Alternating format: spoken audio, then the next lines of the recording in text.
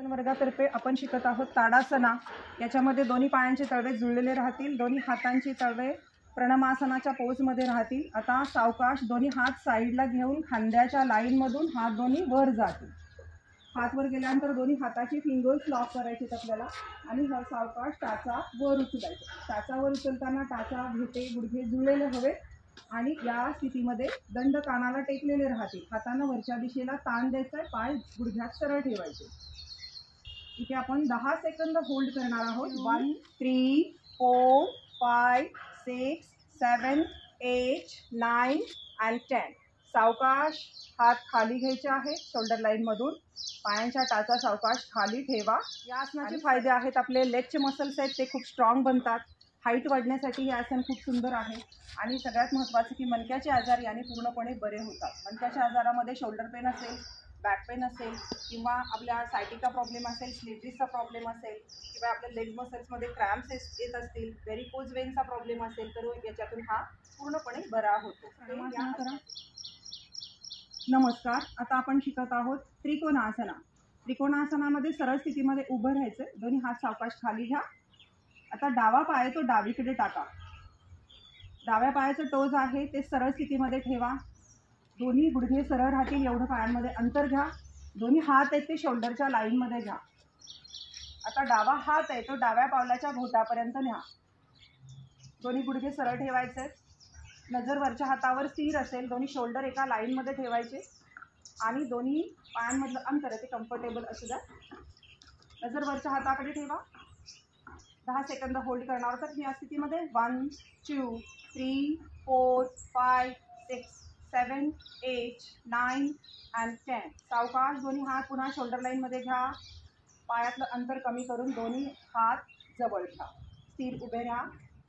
त्रिकोणासन या आसनाचे फायदे आहेत, मनाची एकाग्रता वाढवली जाते आणि पायाचे लेग्स मसल स्ट्रॉंग होतात, शोल्डर पेन असेल तर कमी होतं, हातांचे मसल स्ट्रॉंग होतात आणि हे आसन आहे ते व्हेरिकोज वेन्स याच्यासाठी पण छान आहे। गुडघेदुखी, सांधेदुखी असेल याच्यामध्ये मनाची आणि शरीराची स्थिरता साधली जाते। योगविद्या योगासन वर्गातर्फे आपण शिकत आहोत उत्कटासना।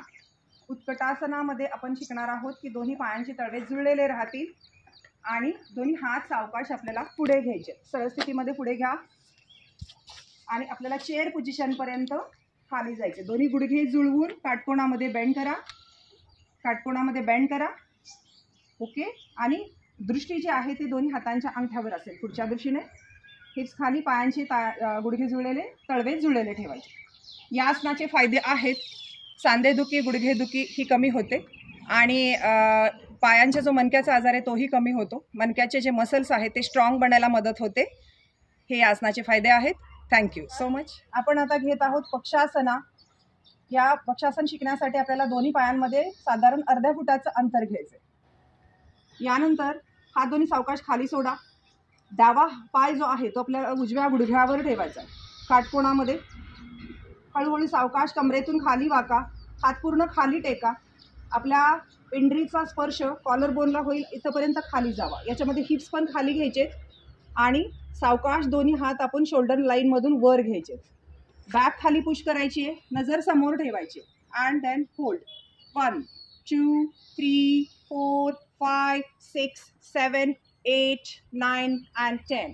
सावकाश हात खाली घ्या, पाय जागेवर ठेवा, आसनामध्ये स्थिर उभे राहा, दंड स्थितीमध्ये उभे राहायचं सावकाश। थँक्यू। या आसनाचं नाव आहे पक्षासना। या आसनामध्ये पाठीच्या मणक्याचे आजार असतील तर ते बरे केले जातात, चेस्टचं जे एक्सपांडिंग होतं त्याच्यामध्ये लंग्स कॅपॅसिटी जास्त डेव्हलप होते, शोल्डर पेन असेल तर कमी होतात किंवा थाईचे फॅट्स कमी करण्यासाठी, बेलीचे फॅट्स कमी करण्यासाठी, पायांची क्षमता वाढण्यासाठी हे आसन खूप महत्त्वाचं आहे। Thank you so much. योगासन वर्गातर्फे आपण आसन शिकत आहोत वृक्षासना। या आसनामध्ये दंड स्थितीमध्ये उभं राहायचं, सरळ स्थितीमध्ये पायांचे अंगठे जुळलेले, गुडघे जुळलेले ठेवायचे, डावा पाय उचलून आपल्याला सावकाश उजव्या जांघेच्या इथे ठेवायचं।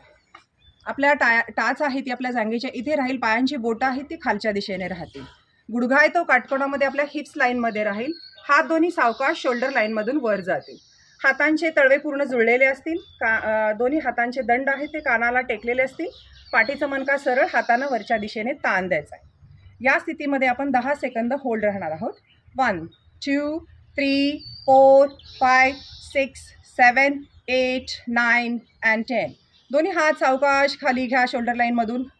पाय जो आहे काटकोणामध्ये त्याला सावकाश खाली ठेवा आणि दंड स्थितीमध्ये स्थिर उभे राहा. या आसनामध्ये मनाची स्थिरता साधली जाते. पायांचे लेग्स मसल खूप स्ट्रॉंग बनतात. सांधेदुखी गुडघेदुखी असेल ती पण पूर्णपणे बरी होते आणि या आसनामध्ये मन स्थिर आणि शांत व्हायला मदत होते.